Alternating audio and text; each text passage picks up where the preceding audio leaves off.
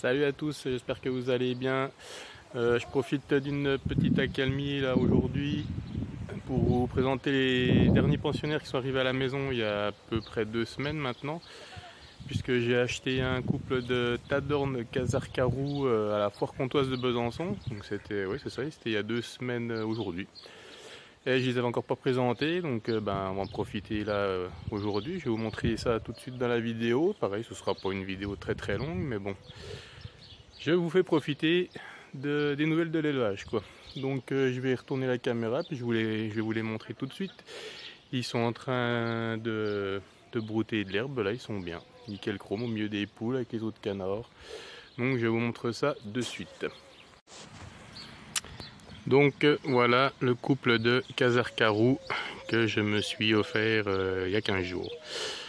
Donc pour ceux qui ne connaissent pas, on peut reconnaître le dimorphisme sexuel, c'est que le mâle donc, qui se trouve à gauche, à la tête marron clair et surtout avec un collier noir. Je vais essayer de zoomer un petit peu, je ne vais pas trop m'approcher pour l'effrayer.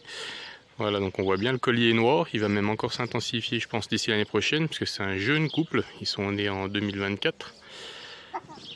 Voilà. Donc le mâle on le reconnaît très facilement au collier noir et la femelle elle a la tête qui est elle plutôt blanche, enfin, surtout au niveau de la base du bec. Et pareil la tête va blanchir encore un petit peu d'ici l'année prochaine. Donc on y verra mieux, mais là ça se voit déjà nettement.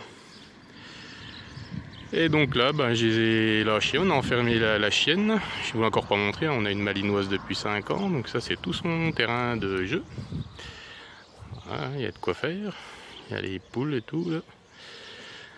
Donc le parc des poules des canards c'est là-bas, je vous l'ai déjà montré plein de fois en vidéo. Et donc quand il fait beau, on enferme un petit coup la chienne et puis hop, tous les animaux profitent du terrain. Voilà. Alors j'ai acheté le couple à un éleveur que je connais depuis de nombreuses années. Alors il m'a dit que c'était possible qu'ils reproduisent encore là au mois de juin, c'est pas impossible. Après personnellement je ne mettrai pas de pondoir, de nichoir cette année, je préfère les laisser tranquilles jusqu'au printemps prochain. Et puis on verra ce que ça donne l'année prochaine. Autant qu'ils s'habituent calmement, ça fait que 2 semaines qu'ils sont là, on va pas leur mettre de pression, surtout je pense pas qu'ils reproduisent cette année quand même. Donc on verra l'année prochaine. Sans compter que j'en ai déjà eu il y a une quinzaine d'années chez mes parents. Je vois le mâle qui guette là, je me demande s'il n'y a pas une buse dans le ciel, je me méfie. Donc comme je disais, j'en ai déjà eu chez mes parents il y a une quinzaine d'années en arrière. Et c'est un couple qui niche des fois dans les terriers, dans des creux, au milieu des rochers. Ouais. Je me demande s'il n'a pas vu quelque chose dans le ciel. Là comme ça je vois rien, mais bon, eux ils ont l'œil. Hein. Ils voient des choses que nous on ne voit pas. Et donc comme je disais, pour faire un nid, donc moi à l'époque j'avais carrément creusé le sol et j'avais fait un nid semi-enterré. Et la femelle elle allait dans son nid pseudo-terrier, j'avais mis des pierres autour, ça faisait un petit peu naturel. Et c'est ce que je compte refaire pour la saison prochaine, donc c'est pour ça que je préfère laisser tranquille là jusqu'au printemps. Et puis on verra l'année prochaine ce que ça donne. Ah, ils sont pas trop sauvages pour 2 semaines. Franchement, 2 semaines qu'ils sont à la maison. Ils ont bien compris où était la porte pour aller dans le parc de la chienne. Ils rentrent, ils sortent, voilà. Donc après, là on va pas tarder de renfermer tout le monde parce que de ce côté-là, nous avons notre piscine. Et puis pour remplir la piscine, on passe le tuyau forcément. Donc on est obligé d'enfermer tout le monde. Sinon, on va se mettre à avoir des poules et des canards dans le salon. Donc voilà. Donc je savais même pas que j'allais prendre ces canards là parce qu'à la base je cherchais un couple d'oies. Et puis j'ai eu cette opportunité là à la foire, le tarif était tout à fait correct. Donc je me suis laissé tenter. Voilà, donc ça pousse un cri un peu particulier, on dirait qu'ils sont un petit peu enroués, enfin le mâle surtout, on entend là. Donc c'est assez original. Voilà.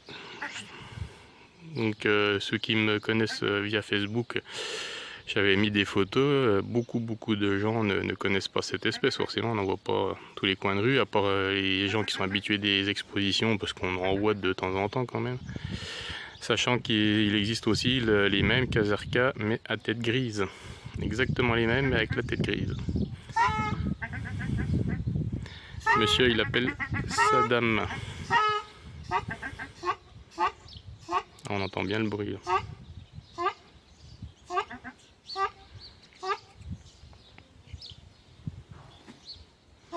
Ah, ils adorent se baigner. Donc moi j'ai 4 petits bassines. J'ai pas de bassin malheureusement, je peux pas creuser de bassin. J'ai 4 bassines et puis on remplit tous les jours avec l'eau de pluie qui tombe. On a les récupérateurs d'eau et puis ils adorent se baigner. C'est sûr, s'ils pouvaient dans la piscine, je pense qu'ils le feraient. Donc voilà, présentation de ces nouveaux arrivants. Il y a encore d'autres animaux qui sont arrivés très récemment à la maison aussi. Donc ça fera l'objet d'autres vidéos.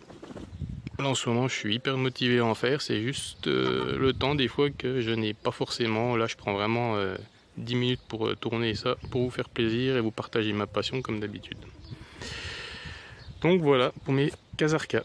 J'espère que cette toute petite vidéo vous plaira.